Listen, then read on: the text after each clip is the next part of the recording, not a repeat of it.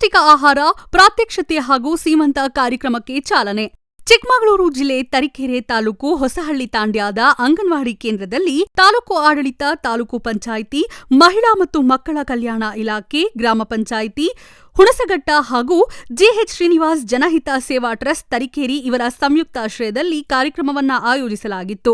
ಕಾರ್ಯಕ್ರಮದ ಉದ್ಘಾಟನೆಯನ್ನು ವಾಣಿ ಶ್ರೀನಿವಾಸ್ ನೆರವೇರಿಸಿ ಮಾತನಾಡಿ, ಕಳೆದ 20 ವರ್ಷಗಳಿಂದ ಗರ್ಭಿಣಿಯರ ಸಾಮೂಹಿಕ ಸೀಮಂತ ಕಾರ್ಯಕ್ರಮವನ್ನು ನಡೆಸಿಕೊಂಡು ಬರುತ್ತಿದ್ದೇವೆ. ಇದರಿಂದ ಸಾವಿರಾರು ಜನ ಗರ್ಭಿಣಿಯರಿಗೆ ಸಹಕಾರವಾಗಿದೆ.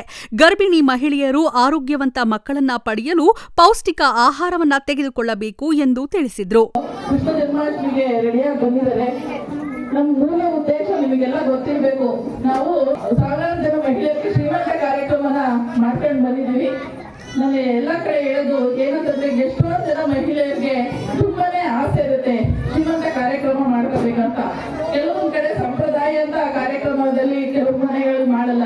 ಕೆಲವರಿಗೆ ಆಸೆ ಇದ್ರು ಸಹ ಅವ್ರಿಗೆ ಮಾಡ್ಕೊಳ್ಳೋ ಶಕ್ತಿ ಇರಲ್ಲ. ಅದಕ್ಕೋಸ್ಕರ ನಾವು ಜಿಎಚ್ ಶ್ರೀನಿವಾಸ್ ಜನಹಿತ ಸೇವಾ ಟ್ರಸ್ಟ್ ವತಿಯಿಂದ ಈ ಕಾರ್ಯಕ್ರಮನ ಸದಾ ಮಾಡ್ಕೊಂಡು ಬರ್ತಾ ಇದೀವಿ. ಮುಂದೆನೂ ಸಹ ಈ ಕಾರ್ಯಕ್ರಮ ಮಾಡ್ತೀವಿ.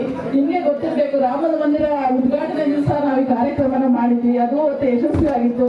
ಹೋದ್ವಾರ ಉದಯದಲ್ಲೂ ಸಹ ನಾವು ಈ ಕಾರ್ಯಕ್ರಮನ ಶ್ರೀಮಂತ ಕಾರ್ಯಕ್ರಮನ ಮಾಡಿದ್ವಿ. ಇವತ್ತು ಖುಷಿ ಏನಪ್ಪಾ ಅಂತಂದ್ರೆ, ಕೃಷ್ಣ ಜನ್ಮಾಷ್ಟಮಿ ಸಹ ಈ ಕಾರ್ಯಕ್ರಮನ ಇಲ್ಲೆಲ್ಲ ಕೇಳ್ಕೊಂತಿದ್ದಾಗ ಕೃಷ್ಣ ಜನ್ಮಾಷ್ಟಮಿ ನಾವು ಊರಲ್ಲಿ ಮಾಡ್ತೀವಿ ಅಂತ, ಅದ್ರ ಜೊತೆ ನಾವು ಶ್ರೀಮಂತ ಕಾರ್ಯಕ್ರಮನ ಮಾಡ್ಬೇಕು ಅಂತ ಹೇಳಿ ಒಟ್ಟಿಗೆ ಈ ಕಾರ್ಯಕ್ರಮನ ಮಹಿಳಾ ಮತ್ತು ಮಕ್ಕಳ ಇಲಾಖೆ ವತಿಯಿಂದ ಮತ್ತೆ ಜನಹಿತ ಸೇವಾ ಟ್ರಸ್ಟ್ ವತಿಯಿಂದ ಮತ್ತೆ ಆರೋಗ್ಯ ಇಲಾಖೆ ಸಮಯದಲ್ಲಿ ಕಾರ್ಯಕ್ರಮ ನಾವು ಇವತ್ತು ಇಲ್ಲಿ ನಡೆಸ್ಕೊಡ್ತಾ ಇದ್ದೀವಿ. ಕುಮಾರಿ ರಚನಾ ಶ್ರೀನಿವಾಸ್ ಮಾತನಾಡಿ, ಉತ್ತಮ ಸಮಾಜಕ್ಕೆ ಉತ್ತಮ ಮಗುವನ್ನ ಗರ್ಭಿಣಿ ತಾಯಂದಿರು ಕೊಡಬೇಕು. ಅದಕ್ಕಾಗಿ ಸರ್ಕಾರಿ ಆಸ್ಪತ್ರೆಯಲ್ಲಿ ಸಿಗುವ ಪ್ರತಿಯೊಂದು ಸೌಲಭ್ಯಗಳನ್ನು ಉಪಯೋಗಿಸಿಕೊಳ್ಳಬೇಕು. ಪ್ರತಿ ತಿಂಗಳಿಗೊಮ್ಮೆ ತಪಾಸಣೆ ಮಾಡಿಸಿಕೊಳ್ಳಬೇಕು ಎಂದು ಹೇಳಿದ್ರು. ಸೊಪ್ಪು, ತರಕಾರಿಗಳು ಮತ್ತೆ ಪೌಷ್ಟಿಕ ಆಹಾರಗಳು ತಗೋಬೇಕಂತ.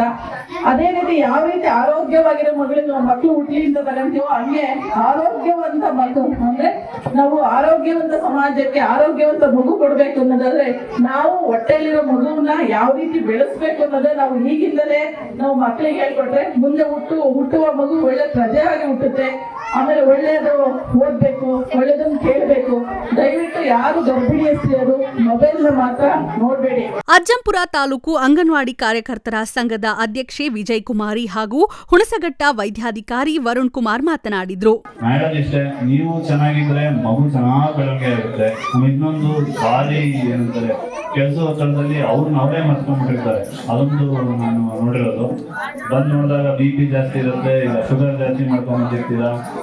ನಾನು ಹೇಳ್ತಾನೆ ಇರ್ತೀನಿ, ಬಟ್ ಪದೇ ಪದೇ ಅದೇ ಮಾಡ್ಕೊಂಡು ಬರ್ತೀರಾ. ನಾನು ಹೇಳೋದಿಷ್ಟೇ, ನಿಮ್ಮ ದೇಹನ ನೀವು ಚೆನ್ನಾಗಿ ನೋಡಿಕೊಂಡ್ರೆ ಮಗು ಚೆನ್ನಾಗಿ ಬೆಳೆಯುತ್ತೆ. ಕಾರ್ಯಕ್ರಮದ ಅಧ್ಯಕ್ಷತೆಯನ್ನ ಗ್ರಾಮ ಪಂಚಾಯಿತಿ ಅಧ್ಯಕ್ಷೆ ವಿನೋದಾಬಾಯಿ ಮಲ್ಲೇಶ್ ನಾಯ್ಕ ವಹಿಸಿದ್ರು. ಕಾರ್ಯಕ್ರಮದಲ್ಲಿ ಗ್ರಾಮ ಪಂಚಾಯಿತಿ ಸದಸ್ಯರಾದ ಚೇತನ್ ಕುಮಾರ್, ಪ್ರಿಯಾಂಕಾ, ಮಂಜುನಾಥ್, ಉಪಾಧ್ಯಕ್ಷರಾದ ರಮೇಶ್ ನಾಯ್ಕ್, ಬಿಜೆಪಿ ಮುಖಂಡರಾದ ಯೋಗೇಶ್ ನಾಯ್ಕ್, ಅಂಗನವಾಡಿ ಕಾರ್ಯಕರ್ತೆಯರಾದ ಸುಶೀಲ್, ಸವಿತಾ, ವಿಎಸ್ಎಸ್ಎನ್ ಅಧ್ಯಕ್ಷ ಚಂದ್ರನಾಯಕ್, ಎಸ್ಡಿಎಂಸಿ ಅಧ್ಯಕ್ಷ ರಮೇಶ್ ನಾಯಕ್, ಪಿಡಿಒ ಚೇತನ್ ಕುಮಾರ್, ಶಿಕ್ಷಕರು ಮತ್ತು ಮಕ್ಕಳು ಉಪಸ್ಥಿತರಿದ್ದರು. ಮಹಿಳಾ ಮತ್ತು ಮಕ್ಕಳ ಅಭಿವೃದ್ಧಿ ಅಧಿಕಾರಿ ಚರಣ್ ರಾಜ್ ಸ್ವಾಗತಿಸಿದ್ರು.